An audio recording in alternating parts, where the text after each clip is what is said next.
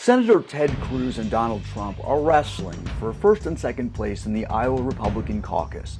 Mr. Trump has on his side Iowa State wrestler Logan Breitenbach. He just has that competitive spirit.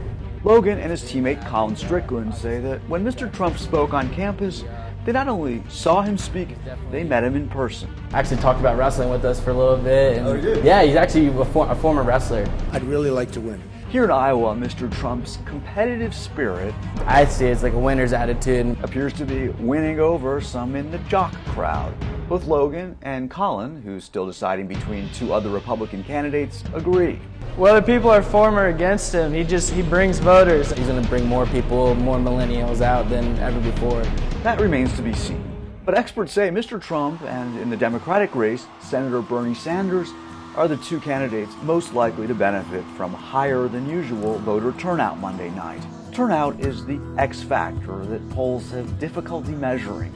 By this theory, Emily Baines, an 18-year-old student at the University of Iowa, is the type of new voter that could put Mr. Sanders over the top in his race against Hillary Clinton. We are going to make American history on Monday night. If there are enough other people feeling the burn like she does. He wants to make sure everyone gets their fair share, and I found that really inspiring. Emily says she ended up at the Sanders rally kind of by accident. One of my friends told me that Foster the People was going to be here, and so I ended up coming for that. And that is the beautiful thing about democracy, is that we can decide. Foster the People is an indie pop band. They, along with the band Vampire Weekend, served as both an opening act and Sanders surrogates on Saturday night. Until this event, Emily says she hadn't planned a caucus for anyone. And now you are for sure? For sure. Turnout's also the name of the game for Mrs. Clinton and Mr. Cruz. Analysts say they need to inspire their established base of supporters to show up in sufficient numbers in caucus on Monday. People like, in Mrs. Clinton's case, these three women that I just happened to meet while driving through a neighborhood in Des Moines.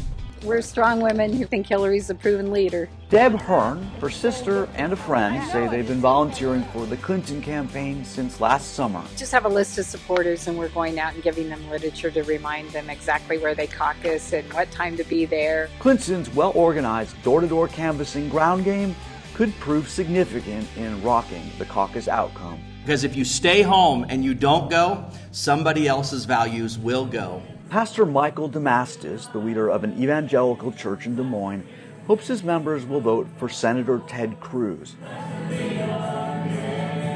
The power of the evangelical base in Iowa has proven itself in the last several election cycles, and Mr. Damastis is doing his part so that it will again. Mr. Damastis says he would never vote for Donald Trump. What about in a general election? No. I would use the power of the write-in. Donald Trump's a man who has declared very publicly that he's never felt the need to ask God for forgiveness. Mr. Cruz, he says, shares most closely his beliefs on marriage, abortion, and religious liberty. And I want the Christian biblical values to be present in this arena. Indeed, what matters in Monday's caucuses is just that. Who's present?